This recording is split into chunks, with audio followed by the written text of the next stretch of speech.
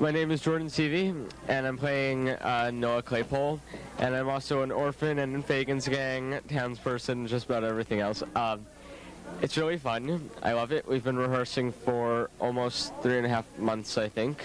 It's close to a 4-month rehearsal period, and we have opening matinee next Wednesday, and I'm very excited. My name is Stephen Plodwin. My character is the Artful Dodger. It's the guy who kind of teaches Oliver how to steal and introduces him to Fagin and a whole other thing in the play. I enjoy it a lot. We've been rehearsing for a really long time, but it's all worth it. My name is Catherine Dudina. I play Mrs. Sowerberry in Oliver. My character is very vicious, very controlling, and I really like it, my character. And I have a lot of fun in the show. It's very educational besides being fun, and I also play a townsperson, and I like being in all the numbers. I enjoy it. I'm very optimistic about it. Hi, I'm Matt Geller. I play Charles Bates, one of the Fagan's gang member. Oliver's going to be a very good show, like especially the fact that we have like a smoke machine and all of that, and like the set. It's great, and like I'm very happy to be part of it. I enjoyed seeing all of my students. I remember when they were in 9th grade, and now they've grown and they're so talented, and it's just wonderful. I enjoyed the play immensely, and I can't wait to see the rest of it. 1920. Now,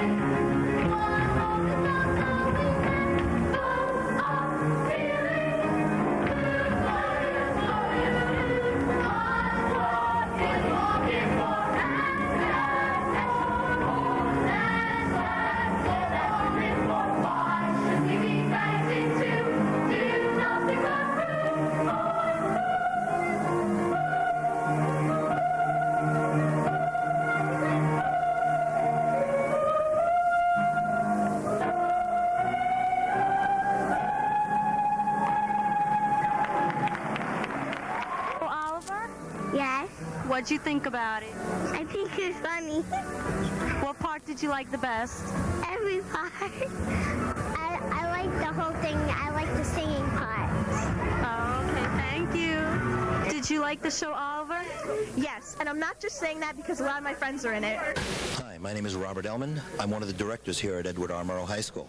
Although I'm not directing this production of Oliver, I'm going to be working as makeup supervisor and dialect coach for the show. Hi, my name is Rory Schwartz. I'm one of the 3 directors at Edward R. Murrow High School, and we're very excited with eager anticipation for our December musical production of Oliver, directed by my colleague Scott Martin. Oliver, this is the second production of Oliver we've done at the school. It was done here in 1984, and now this production 1997. For those who don't know, it's the story of Oliver Twist by Charles Dickens, set to music. It was done successfully on Broadway in the early 1960s, and now we're going to do it at Murrow for the second time. We have a cast of very experienced young actors who are giving it all, their all, to give a very exciting and eager performance for all those people lucky enough to buy tickets for the performances, which will be next week. And I myself will be helping to supervise the kids and put them into costumes and makeup, and hopefully it will be a very exciting production indeed. Please come. Ms. Gawker's assistant designers for Oliver. Okay, so we went to the Mid-Manhattan Library and we researched the 1850s, which is when Oliver takes place in London, and we looked at the research and we designed stuff and made stuff, and we pulled things that we already have and adapted them to fit the period, which is what we do a lot here because of our money issues. And that's Liz. She's the other co-assistant designer. She doesn't talk though. And Juliet and Pia and Jessica and Molly and Danielle. And they're all here working, and we're all very excited. And that's all I could think of to say. Why do you do costumes? I do costumes because I always like to do art and to sew, and I've always been obsessed with theater, so we just threw it all together in a big pot and we got costumes. So, and it's really a lot of fun. Even though it makes you crazy sometimes, it's still really a lot of fun, and it feels like you're doing something important because you can look up on the stage and see all these people wearing things that you made. Okay, right here we have, aside from Rachel dancing, the costume that Missy Goldberg, who's playing Bet, will be wearing. Actually, a lot of these dresses were left over from the first time that we did Oliver here a number of years ago, but we're trying to change and improve them. We added extra ruffles on everybody, which the costume class has been working diligently on A-Band. We'll have a corselet on this as well for the regular show. A lot of the ensemble will be wearing dresses similar to this, and we'll be changing small details, as you'll see during the show. Different collar pieces, aprons, different hats to give a different look throughout the show, so we don't have to change an entire costume. Here we have Fagin's coat, which actually, oddly enough, was once mine. It's kind of an I Love Lucy special. And we've added pockets so that he can do his pick-a-pocket number, and he'll have scarves in here, and in here, and on the back as well. This Stephen Pludman will be wearing as the Artful Dodger.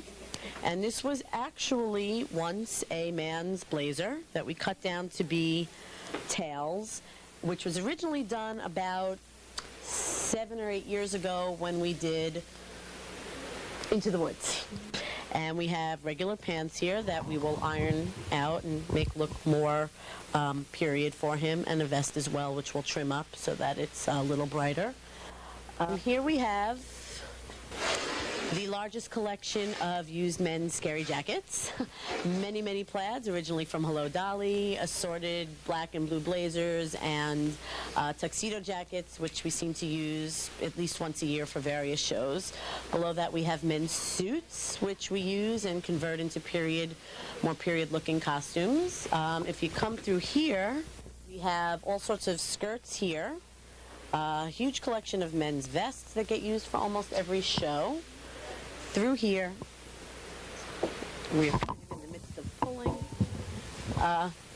Through here we have assorted dresses that we've bought for different shows. We've had things donated to us by various staff members, which is always nice. largest collection of men's cardigans and scary sweater vests, which always make good costumes. We have assorted wedding dresses here that you never know when they'll come in handy. Women's blouses, more decorative dresses down there. So we really do have quite the mini costume collection here. And again, we take just regular dresses, sometimes bridesmaids dresses, and add things and change sleeves just to get a more period look. So this is the Murrow costume collection. And Dolores and Drew Bianchi, and Amanda's the master electrician of Oliver, and she has been working very hard to get everything working. And Drew is our shop electrician, and he's the lead board for the show. He runs the board, and he's our best scaffold worker. And let Amanda and Drew talk about their jobs a little.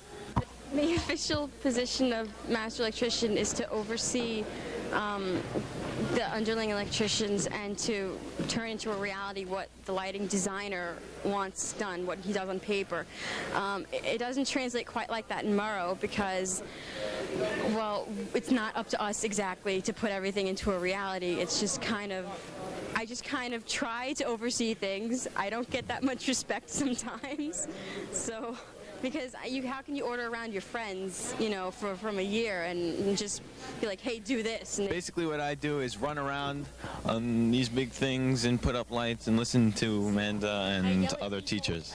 I think I try to yell at people who look like they're going to break something. Sydney Platkin. I'm a member of the lighting crew at Edward R. Murrow.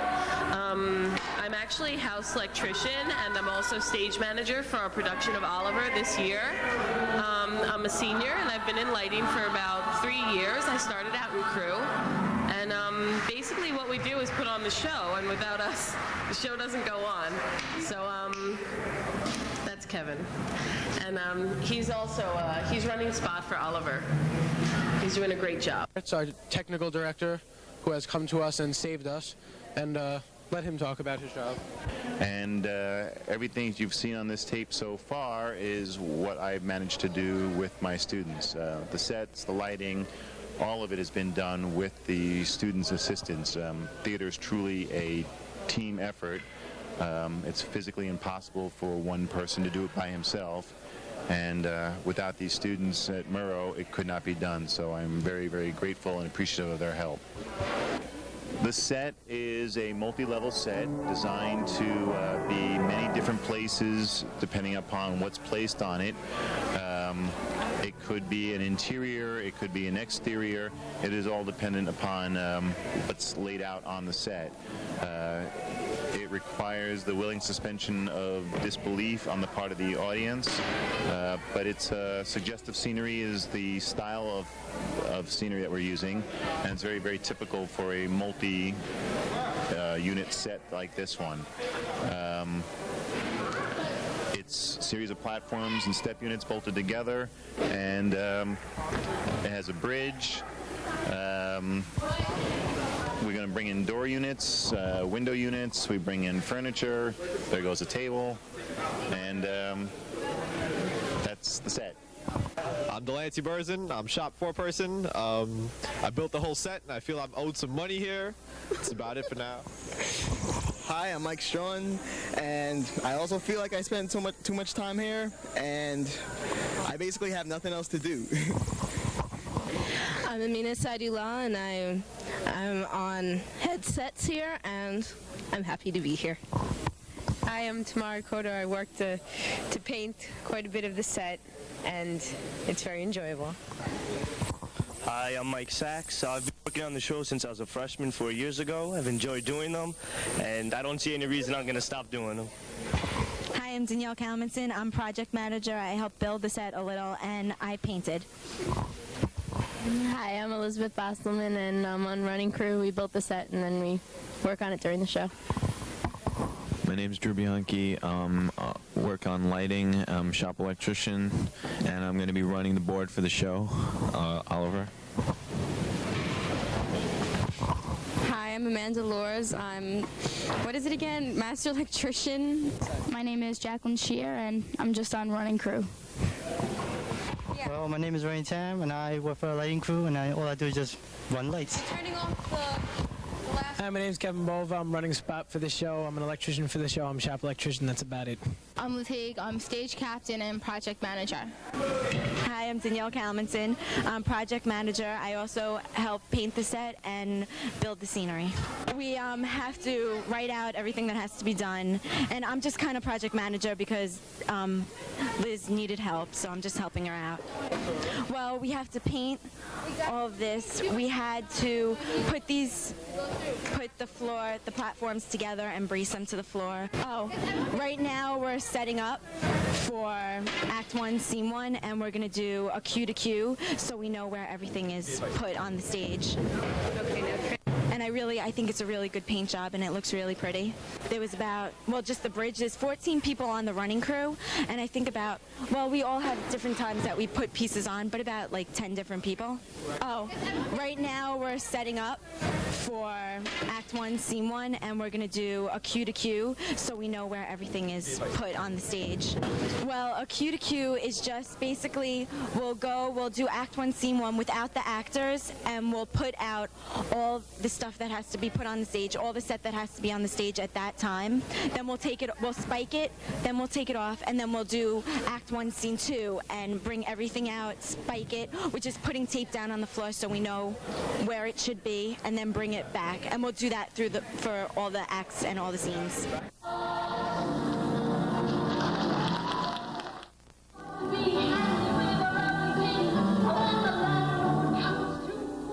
Golker, wearing my other hat as set designer, and basically in discussing this set with Mr. Martin, the director, we wanted to have a real London feel to the show. So in doing research, I found an artist named Hogarth who very much showed the sort of the time period and the feel of old London, and this is one of his etchings. And what we're doing is pulling out different parts of these buildings and using them in our set, trying to give a feel that a giant print has come to life. And what we have done is, for example, this section right in here and this section right in here is on our proscenium over on the right side over the stage right over there. Right now the scaffolding is up there because we've had students painting in the areas, and obviously it's too high to get up there without the scaffold. The entire set's supposed to look like a print or an etching blown up.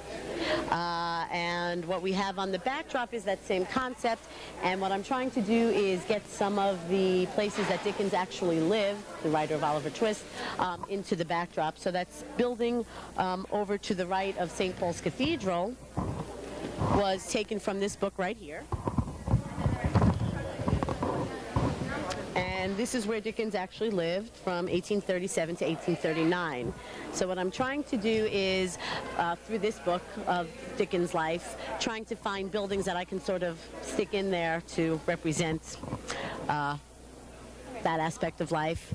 We've got bricks all around. Right now the set is entirely in black and white. That we put washes of blues and purples and blue grays in there. So the entire set will have washes of color over it after we're done. So the first step was to get down all of the black lines as you would in a print. And by next time you see the show, after previews, all of the color will actually be added. This is a coffin. It's used in Oliver, for the scene that takes place in the funeral home.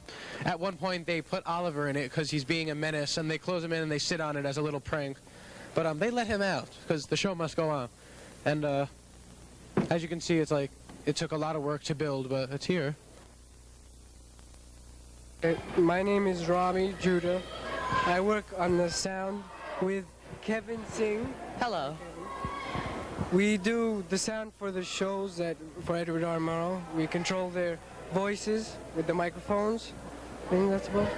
It's pretty fun. You get to play around with the mics, the reverbs, echoes and stuff. It's experimental and it's really fun to try. This is what we use for the shows when the people are on stage. They use body mics that hook up. They clip this on some part of their body, and they use the top part and they put it over here. That way it's less revealing, and you hear them through the speakers. It sounds much better than going through the whole play holding a mic and putting it in their hands. It's pretty annoying to work with sometimes because the wires, they're very thin and they might get clipped or something. But overall, it's fun to play with them because, you know, you don't know where the people are, and it's like very experimental. Each mic has its own antenna that comes through our switchboard over here. And we control each mic by, they all have numbers, and we control them by these volume switches right here. This is number 3, it's controlled with this. We control their treble, their bass, and their voice. That's about it.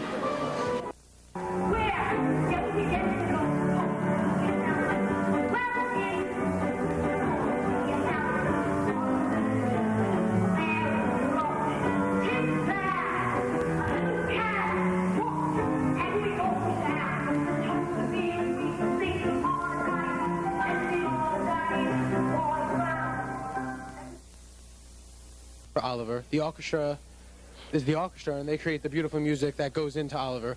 So let them talk about it a little. Robin? Okay, well, I play the clarinet, and Michelle plays the flute in the show. And basically, the cast starts rehearsing several months before the show starts. We start rehearsing usually about a month before the show starts. Yeah.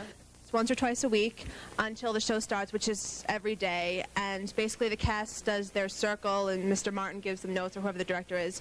And then we come in and we work on tempos and with the dances, and if anything needs to be changed. So lower the octave for the... All right, for a couple of the songs, we had to change the notes and transpose entire songs, which gets very tedious, but it's fun. And then I'm also doing makeup, which basically just entails a group of, I think 6 of us are working with Mr. Ellman, which just means doing the people's hair and makeup in the style of the times, how it would be in this time in England. And also, when you're watching the show, the door on the right side of the stage, which is kind of the opening to Fagin's gang, I painted that with 2 other people, so I hope you enjoy it. Aren't you special? Aren't I, though? Everything is so professionally done here that just with all the rehearsals, how with the timing and just the tempos and the dances and just everything is extremely professionally done. Yeah, I went to see another show at another high school, who I will not name, and it was just so bad. It was like they couldn't do anything. Like all the lighting was all off, and there was no orchestra. It was just like a guitar. And it was just nothing like how Murrow does it. I know, everyone works so hard here. And you can just hear, as the people are leaving, you can say how they appreciate it, that it's so much better than Broadway because the shows can be just as good and it's cheaper. So much cheaper than Broadway. And my mother saw My Fair Lady here last year. She said it was better than like the Brooklyn College performance we saw. Yeah, a couple of friends of mine who saw Chorus Line in Broadway, they said they liked Murrow's production better. And George's grandmother too. And everyone works really hard, and it's so much fun. And you get such a feeling of goodness about yourself. Okay, that's really cheesy. Well, I don't, but that's okay if you do. So it's okay.